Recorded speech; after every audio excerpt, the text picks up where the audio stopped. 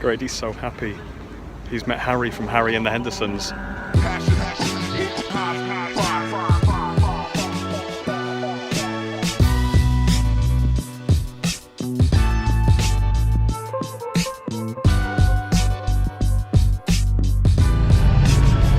Yeah, you get that footage in the car. Oh, they're going to be so engaged. Linking footage. No, we're in the wrong place for that. Surely you want to go to Lincoln for that. Linking footage. You get some Lincoln footage.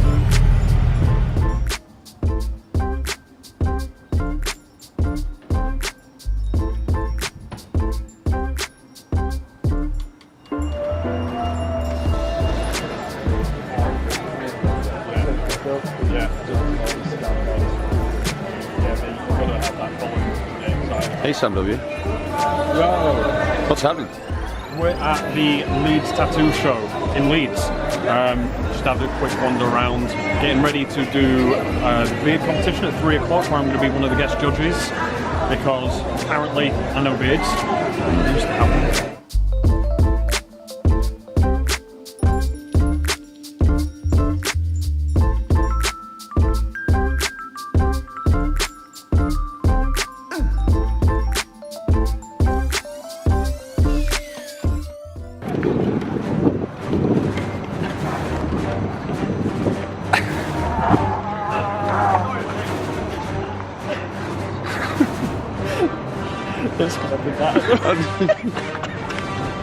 Grady's so happy. He's met Harry from Harry and the Hendersons. How happy are you? Okay, so it's the end of Monday. I haven't really filmed anything today because not a lot has happened so far. But now, everybody has gone except for me and Jimmy. And the reason for that is we're going to record another episode of my podcast talking about the difficulties and the hurdles and the challenges and the brutal honesty of being an entrepreneur. Jimmy, as some of you know, has his own business as well as working here. Running his barbershop, running your speakeasy, which is hidden beneath your barbershop. He's got a new digital agency where he looks after people's social media accounts. All is not hunky-dory in Jimmy world. There were some challenges. We're going to talk about them. So if you want to know more, listen to my podcast. Just search for Sam W. Martin on pretty much any platform. Spotify, iTunes, Google Play, all that stuff. So I have arrived in Manchester. Now got to find my way to the coffee shop where we'll be spending most of the day. Plan of action is that we're going to spend the entire day in meetings so that we can plot out all the bits that we need to do for Media 87.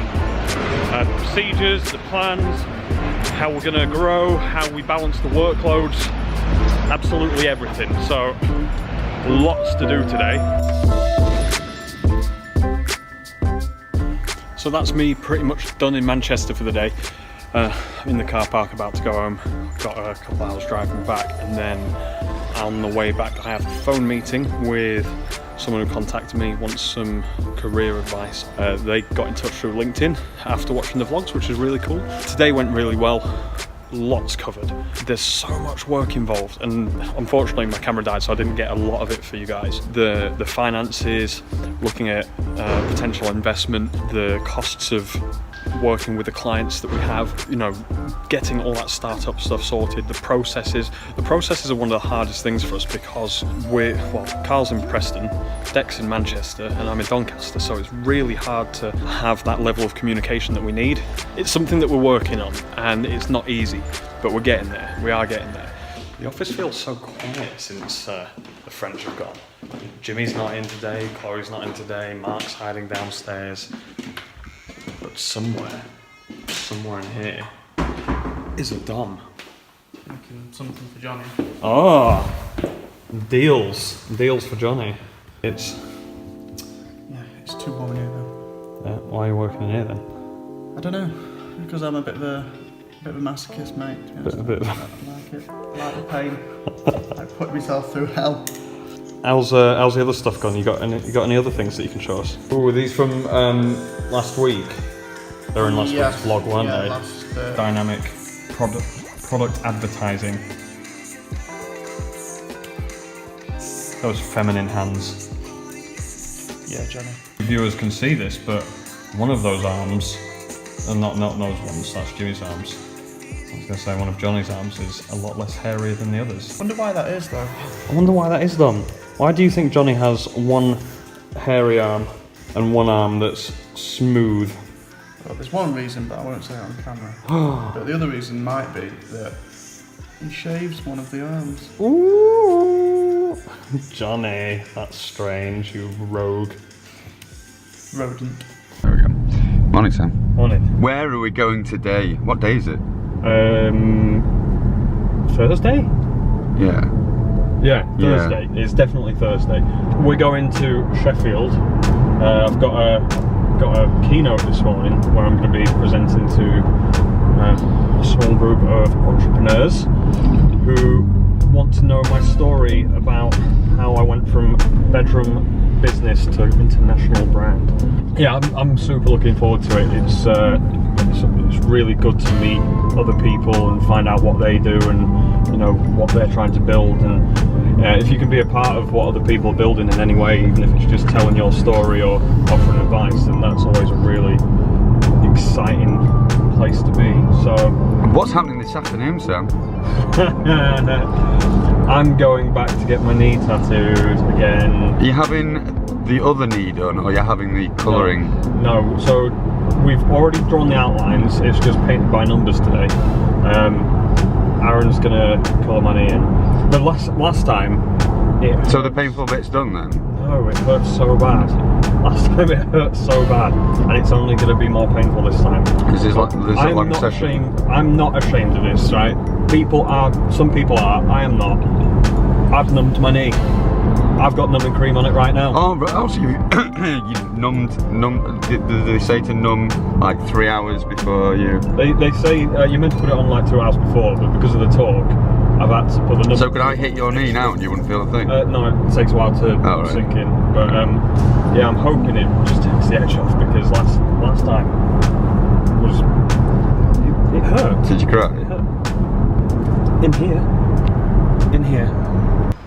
So we're close to where I'm doing my keynote, and it's now about that time where I start to get a bit nervous because I really don't like being in front of crowds, but it's weird because it makes me nervous, but I really enjoy it at the same time. So it's an interesting one, but it's getting to that point where I need my nervous poo. Yeah. You know what I'm talking about. I said it. You're all thinking it. You know what I'm talking about. Grady has one every day. Well, I suppose I'm gonna compare it to where you're going to do an absolute beast of a training session where you don't really enjoy it while it's happening or before there because you know what's coming. But afterwards you feel pretty awesome. There you go. Before a fight, you have your nervous poop. Yeah, a lot of nerves. Everything. Everybody has a nervous poop. I have a nervous poop when I'm excited. That's an exciting poop. Alright, we need to probably put it into Hang on, where am I? It's around here. As I say, this month we have Sam from Apothecary 87. How old's the business now, Sam?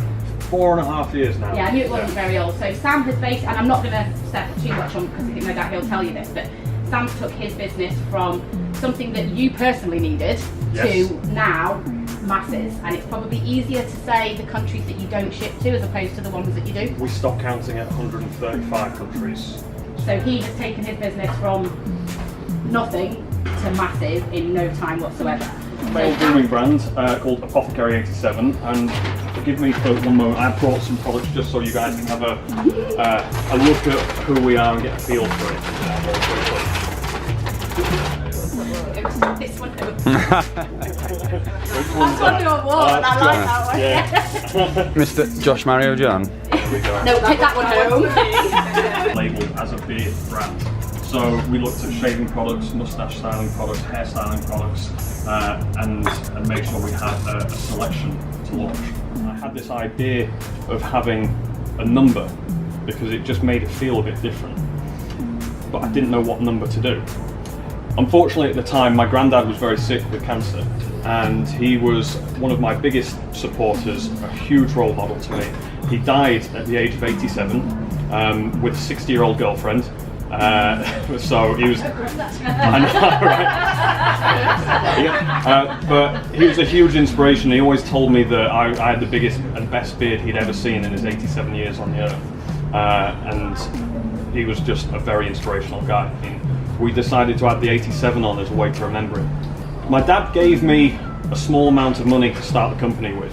He gave me £1,500, and that was for everything. Website, product development, design, registering the business, everything you can possibly think of. And he said to me, you know, what are you going to do with your bar business if this becomes more than a full-time job? And I said, don't worry about it, you know, we'll cross that bridge when we come to it. That £1,500 very quickly turned into more. So the first month of us launching, which was November 2013, we turned over £300. The December we turned over £600. January we turned over 9,990. And then we kept growing until the next December we turned over £77,000 in a single month, with a total turnover of £380,000 for the year. So it was quite a steep growth. We've had some insane hurdles. So I've had things get to the point where you wake up in the morning or you can't sleep at night because you're thinking, why are these things happening to me? I've in fact started a podcast that kind of talks about some of these things, both my own experiences and that of others, and how we got around them. But what I found is even our biggest issues, the biggest problems and hurdles, once you get through them, the amount that you learn from them is insane. So we had a manufacturer that really held us back. They had some unfortunate issues where their factory flooded, and there was a lot of destroyed product. There were a lot of setbacks. We couldn't get products to our customers. We probably lost about £50,000 just in product, and not to mention the lost sales. Unfortunately, insurance didn't cover that. So we took that hit. They never really recovered from that. And what we found is it's very difficult to take a cosmetic product with all the testing and the formulas from one company and drop it into another company. Because when you create cosmetics, it's kind of like cooking. You can do the same thing twice and it might come out a little bit different. So we struggled for about 18 months taking our products from the company that had repeatedly let us down and putting them somewhere else. And during that 18 months, we couldn't grow. We couldn't get our products out to enough people. We were constantly telling our customers that we didn't have products in stock. And for a company growing so rapidly, that was a huge hindrance. And part of me thinks it would have been great to go back and think more about what we could have done to make sure those problems didn't happen. What could we put in place? Who could we have worked with?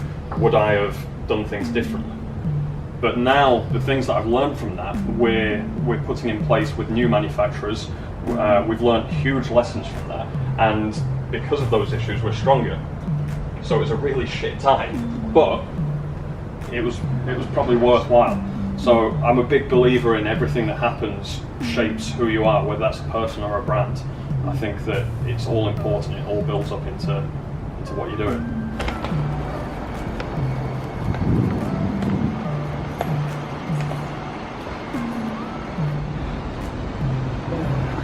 How did that go, dude? It went well, man. I enjoyed it.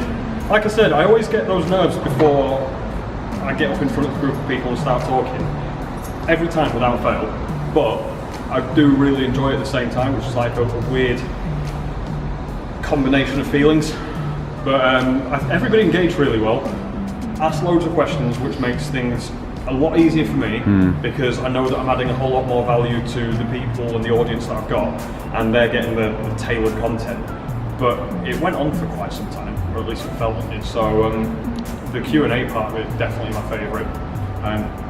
But again, talking about the story, what I didn't do, I didn't prepare for it in the way that I'd normally prepare for it, and I think that I was able to kind of put it out in a slightly different way to how I normally would, and it worked really well. Yeah. Still in the same normal way of me telling stories about what I've done, but it was just a different spin on... I think it was quite natural as well. Yeah, it felt it. It felt it. I'm getting better at this whole public speaking thing. That's not to say you don't prepare kids before doing stuff.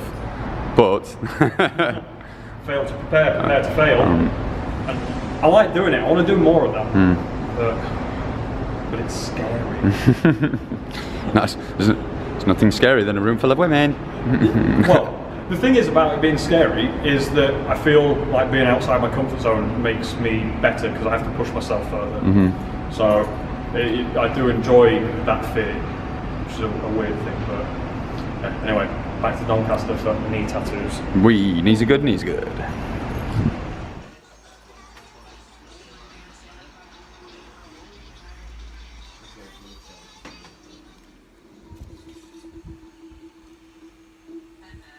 That's me, done and dusted now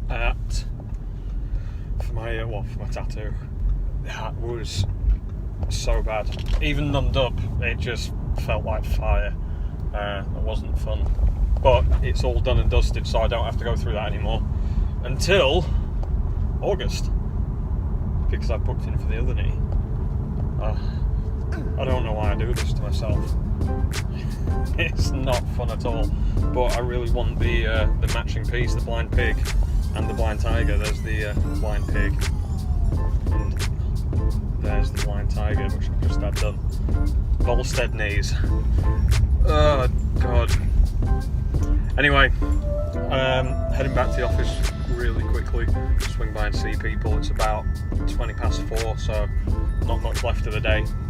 I'm just going to go and make sure everyone's alright before tomorrow, because I'm not in tomorrow. I'm heading down to East Grinstead. I think it's East Grinstead, near Gatwick. We're heading down to see a fulfillment centre. Although we're not using the fulfillment services, we're looking at using them as a shipping forwarder. So we get the choice of all the different shipping services, couriers, everything else.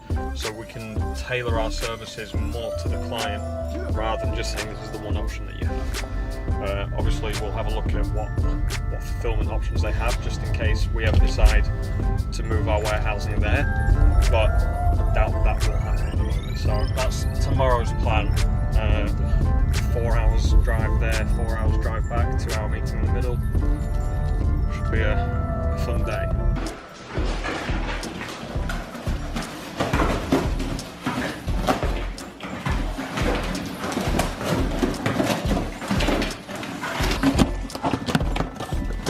What has this cardboard box ever done to you? Let's look at swelling. Look at all the lumpy bits on the swelling. Oh wow. It's alright when I've got a bent knee. Yeah, so your tiger looks like it's been punched when you're a little bit close. There's no wonder it's blind. It hurts to walk so bad. It's just coming up to 7 AM. I'm about to pick Mark up.